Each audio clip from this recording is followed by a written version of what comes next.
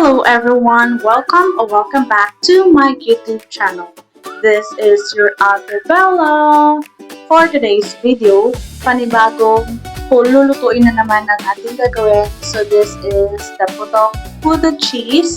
So ang kailangan na nating ingredients ay 2 cups of flour. So kahit anong flour ang gusto nyo, go lang. I-sift natin yun siya para matanggal yung impurities gaya nun.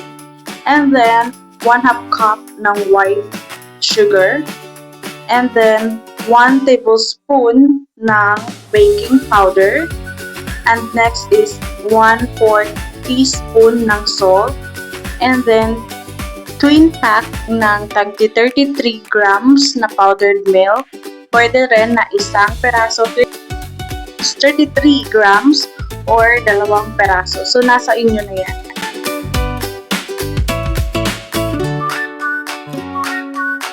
So, i-mix lang natin all together, and then lagyan natin ng 2 medium egg, tapos 1 cup ng water, and then i-mix natin siya. Batiin natin siya para mag-mix at mag-combine, maghalo lahat yan. So, pag nahalo na lahat yan, dadagdagan o ilalagyan natin ng vanilla essence. And then, lalagyan natin ng 1/4 cup ng vegetable oil. So, pwede kayong gumamit ng margarine, butter, but I do prepare vegetable oil kasi medyo cheap lang din siya kaysa sa butter, di ba? So, yeah. After nyan, i-mix na naman natin siya ulit. So, pag na-reach natin yung consistency na gusto natin,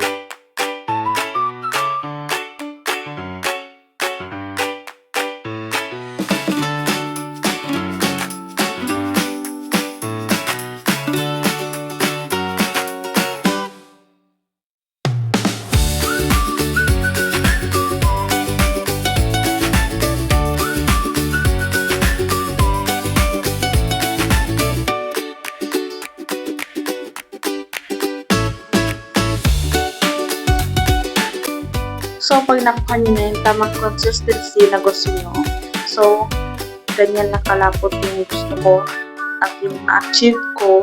So, kakalahatiin natin yan. And then, ang first batch or ang isang half is original one. And then, the second or the kalahati is the chocolate one.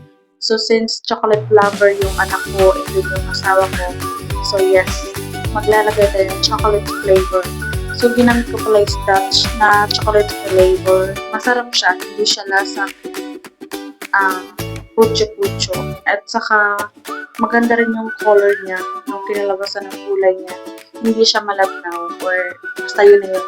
Tapos, ihalo. And then, after nyan, maglalagay tayo ng butter sa molder natin. So, kahit na silicone molder yung ginagamit ko, nilagyan ko pa rin siya ng kaunting butter. And then, maglalagay tayo ng 1 and 1/4 na scoop or 1 and 1/4 na kutsara dyan sa ating molder. Tapos, after nyan, lagyan natin ng cheese on top. So, kahit anong cheese yung gusto nyo gamitin, walang problema. Mas maganda sana kung with melt cheese, but since wala ako nun, so itong Eden na original lang yung ginamit ko. Tapos, nilagay ko on top. And then, saka ko naman siya nilagay sa steamer. So, in-steam ko siya ng 12 to 15 minutes. So, para ma-achieve mo yung grabe yung putok na putok talaga yung nakangisi talaga yung puto cheese mo. Dapat, first 6 minutes ng steam is sobrang lakas ng apoy. Yes po, dapat sobrang lakas. And then, the other half of the time naman is medium to lutik na siya. So, ayan lang naman yung naging sikreto ko kung bakit putok yung puto cheese ko for the first time ng paggawa ko. So, anyway guys, I hope you're still watching and enjoying my recipe. So, hindi naman siya bago, but I hope you enjoy kung paano ko ginawa, paano ko prinasis.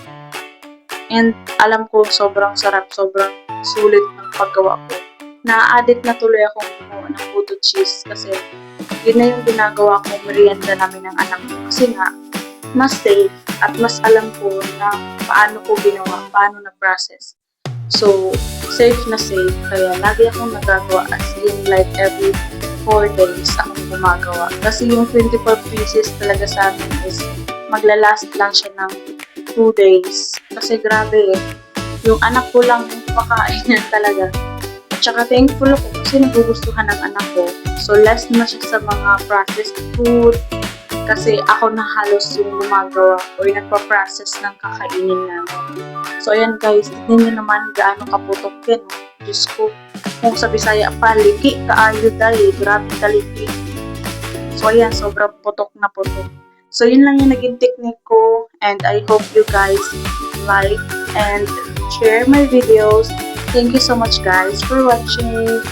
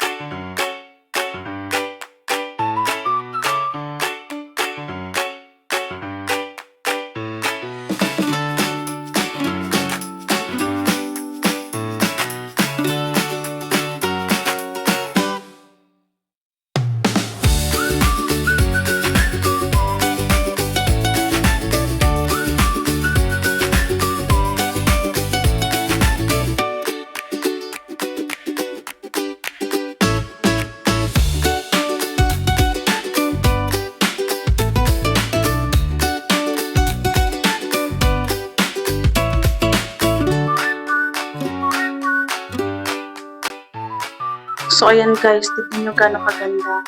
Tignan nyo gano'ng ka-fluffy, gano'ng ka-soft yung aking nagawang puto cheese for the first time in my life. Charlock.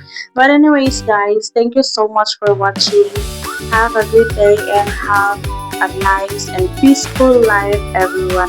Mwah!